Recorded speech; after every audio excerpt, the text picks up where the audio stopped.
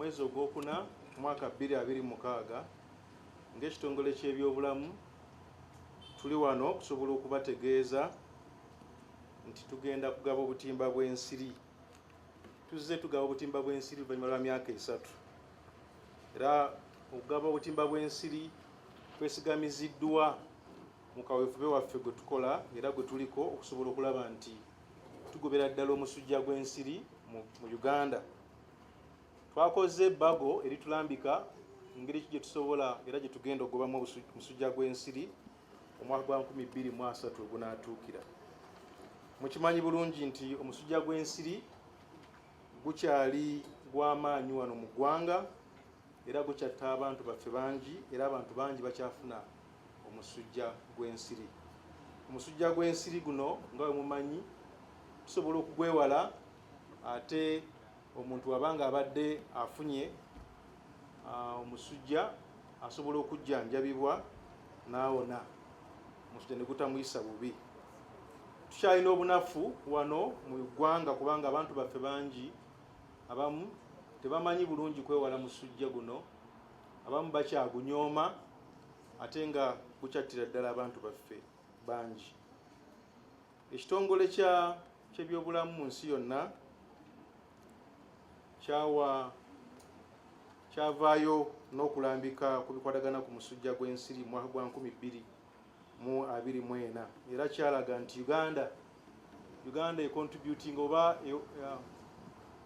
econtributing ebitundu kyenkana 5 ku buli 100, 4.7% kyenkana ku buli 100 mu nsi yonna ku musujja gw'ensiri.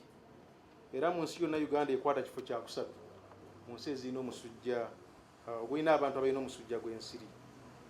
Ate era ebitundu 2.7 ku buli 100 mu nsi yonna eby'abantu abafa omusujja gw'ensiri bava wano mu nsi yaffe Uganda.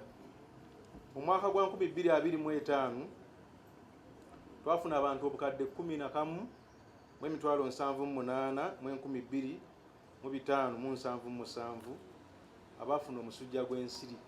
Bano be bantu ababa bagenze mu malwaliro abayise mu sisitimu yaffe be tuba tusobola okumanya era n'okusobola okwanjula eri eggwanga. Ku bantu bano twafiirwako abantu 2,342 nga abantu abasoba mu 1,200 ku bantu 2,342 nga baali baana abaka wansi w'emyaka 5.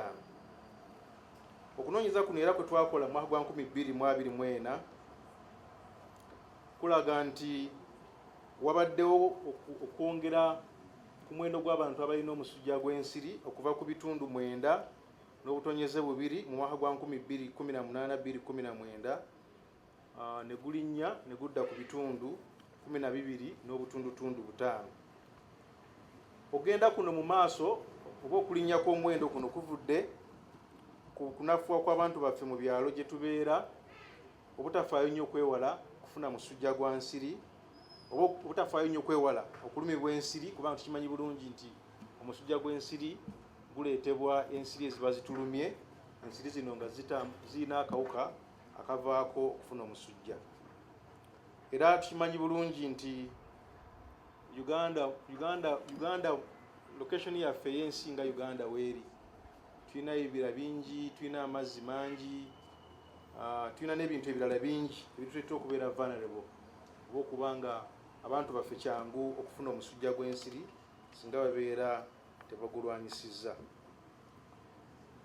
Ng'ekitongole ky'ebyobulamu tukoze kaweefube ow'enjawulo okusobola okulaba nti tuziyiza abantu baffe okufuna omusujja ate abantu singa babeera bafunye omusujja gw'ensiri babe nga basobola okukeberebwa era babe nga basobolera ddala okujjanjabibwa mu budde. Enteekateeka eno tugijjidde ddala ku byalo okugenderera ku malwaliro gaffe amanene era abasawo baffe ab'oku byalo bakola omulimu munene okukebera abantu ababa basuubira okuba nga balina omusujja gw'ensiri ate era n'okusobola okubalagirira kuba obujjanjabi obusookebwako ate kubasomesa n'okubalagira we bayinza okufuna obujjanjabi. Amakubo agamu amakulu ge tuyitamu okuziyiza omusujja gw'ensiri kwe kugaba obutimba bw'ensiri. Obutimba bw'ensiri buno bukola omulimu munene okuziyiza ensiri obutatuluma naye ate era omuntu singa bakozeseza bulungi akatimba k'ensiri, obutimba bw'ensiri tukirabye okusinziira mu kunoonyeza kwaffe nti busobola okukendereza ddala okutambula kw'ensiri zino, ensiri ezitambuza omusujja n'ebitundu 5 ku buli 100. Era singa obutimba bubeera bukozeddwa bulungi busobola okutuyambako okukendeeza abantu abalwala ate n'abafa ebitundu 25 ku buli 100. Era mu ngeri y'emu singa abaana baffe tubasuza mu butimba bw'ensiri tuba tusobola okukendeeza ebitundu 25 ku buli 100 ku baana abalwala oba n'abaana abafa omusujja gw'ensiri. So obutimba buno butuyambirako ddala kubanga butuyamba ensiri obutatutuukako butuba nga twebase, ate n'abantu abasinga obungi abayinza okufuna amangu omusujja omuli abaana abato, omuli abakyala abaana abato wali wansi w'emyaka 5, omuli abakyala ab'embuto n'abalina obulwadde bwa nnalubiri sickle cell. Abantu bano ensiri bwe zibaluma kibanguyira mangu okunafuwa sinakindi n'okufa. Tuze tugaba obutimba bw'ensiri okuva mu mwaka gwa 2010, twasooka mu 2010 ne tuddamu tugaba mu mwaka gwa 2013, 2017, 2020 ne 2023. Mu guno omwaka gwa 2026 tugenda kugaba obutimba bw'ensiri obuwera obukadde 25 n'emitwalo 8 era nga tugenda bugaba mu district 13 okwetoloola eggwanga lyonna. Tulina district 17 ze tutagenda gabamu butimba bwa nsiri kubanga district zino nga munnange bwe yayogeddeko tulina enkola endala ey'okufuuyira amayumba g'abantu munda n'ekigendererwa eky'okuziyiza ensiri okuba nga zisobola okuyingira mu mayumba gano. Enkola eyo tugenda kugitambuza ne mu bitundu by'eggwanga ebirala tusobole okulaba nti tetuweesigama ku katimba ka nsiri kokka wabula tukozesa n'amakubo amalala ate ekyo kisobozesa abantu baffe okuba nga tebasobola kufuna bulwadde buno. Enteekateeka eno ey'okugaba obutimba bw'ensiri ku mulundi guno egenzeemu obukadde 10 obwa $, oba tuyite billions 365, nga ssente zino zivudde mu gavumenti ya Uganda eya wakati, ekitongole kya Global Fund ekikola ennyo okulaba nti abantu baffe tebafuna musujja gwa nsiri, obulwadde bwa mukenenya ate n'okulwanyisa obulwadde bwa kafuba. Ate era ssente ezo ezimu zavudde mu bannaffe aba United States of America. Kati okugaba obutimba kuno tetusobola kukola mulundi gumu kubanga Uganda erina abantu bangi ate ne district nazo nnyingi. Twasooka okugaba obutimba bw'ensiri mu district 20 mu mwezi gwa January omwaka guno, era nga district twagamu obutimba ziri 20, era nga twasosowaza district eziri mu mambuka ga Uganda ewali abantu abasinga okukwatibwa omusujja gw'ensiri era abasinze okukosebwa obulwadde buno.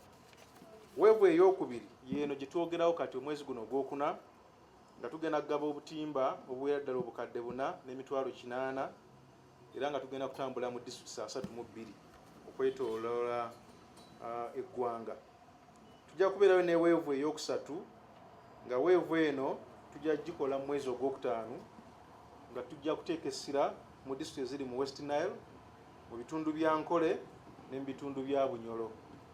Tujja kubeera ne weevu ey'okuna nga weevu eno ey'okuna ejja kukolebwa wano mu Buganda nga Wakiso ne Kampala tozitaddeeko. Wakiso ne Kampala zijja okusembayo.